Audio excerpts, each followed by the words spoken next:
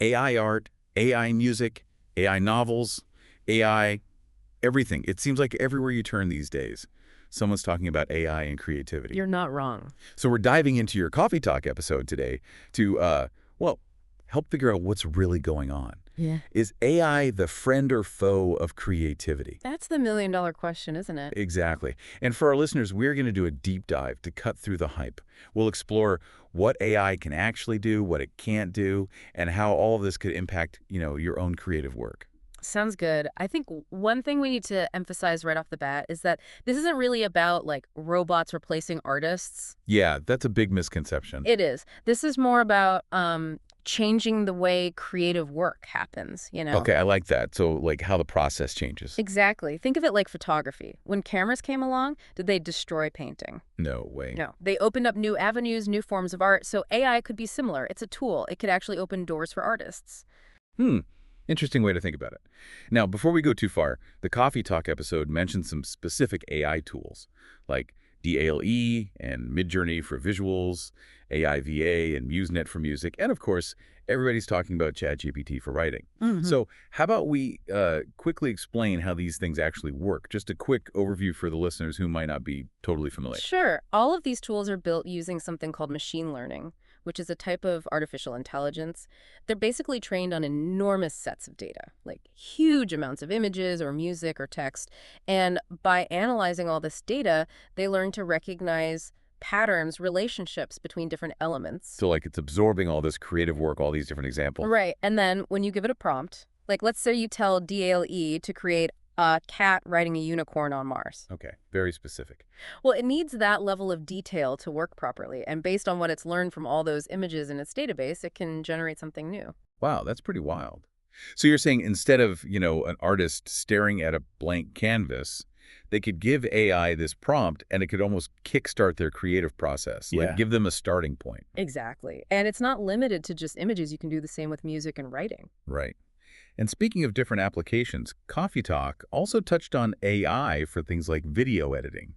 Now that sounds really interesting. Can you paint us a picture of how that might work in practice? Sure. Imagine you're editing a film, right?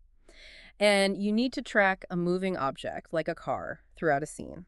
Or you need to remove the background from a shot. Traditionally, these are really time-consuming tasks, right? Yeah, very tedious. Exactly. But AI can potentially automate those things, do them in minutes, what used to take hours. And what's even cooler is that these AI tools are constantly learning, so they can actually anticipate your next move, like suggest edits or transitions that you might not have thought of on your own. That's insane. It's like having a co-editor with like superhuman skills. And that to me seems like it frees up so much time and mental energy for the creator to really focus on the emotional impact of their film, Yeah. the heart of the story they're trying to tell. And I feel like that's a big deal, especially for independent creators who might not have big budgets or teams. Absolutely. That's the real game changer here. AI could level the playing field, give everyone access to these powerful tools, and it goes beyond just film. Think about a musician struggling with writer's block, right? Oh yeah, that's the worst. It is. But now there are AI music composition tools. These could help them explore new melodies or chord progressions, help break them out of their rut. It's almost like having a brainstorming partner. Exactly. Okay, so I'm starting to see the potential here, but Coffee Talk also raised some really valid concerns about AI and creativity. Like there was a lot of talk about originality, right? Yes, and those are valid concerns. If AI is learning from existing data, is there a risk that everything will end up looking the same, sounding the same? Like a world of AI-generated content could lack that unique spark that makes human creativity so special, couldn't it? Yeah, that's something we definitely need to be mindful of because the output of any AI system is only as good as the data it was trained on. So yeah, there's absolutely a risk of bias creeping in. Or even plagiarism. Yikes, that's scary. It is. And this means the responsibility really lies with both the creators of these AI tools, the developers, as well as the artists using them. It's on all of us to ensure that we're using AI ethically and that we're still valuing and prioritizing originality. Originality above all. Makes sense. And what about, the whole human element? Coffee Talk talked a lot about AI being a creative partner, not a replacement. What are your thoughts on that? Like, what does the future hold for this collaboration between humans and AI? I think the future is going to be all about humans and AI working together, playing off each other's strengths. Imagine, like, A writer collaborating with an AI to brainstorm plot twists for their novel.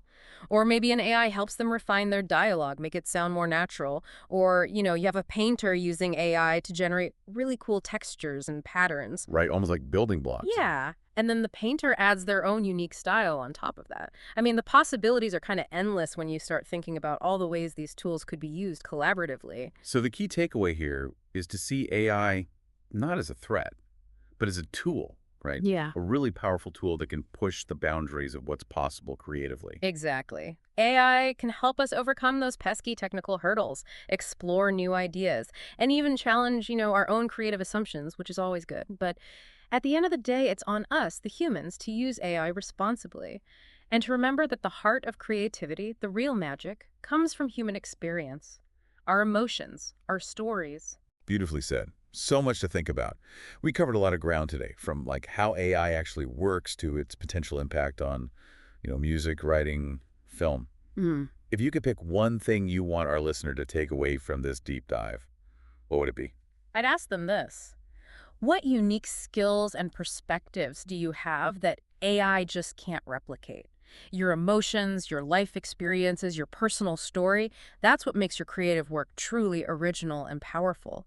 And you should use these incredible AI tools to amplify those strengths, not replace them. Wow, that's a great point to end on. It's been a fascinating exploration, and I hope our listeners are leaving today not with fear, but with a sense of excitement and a feeling of creative adventure. Me too.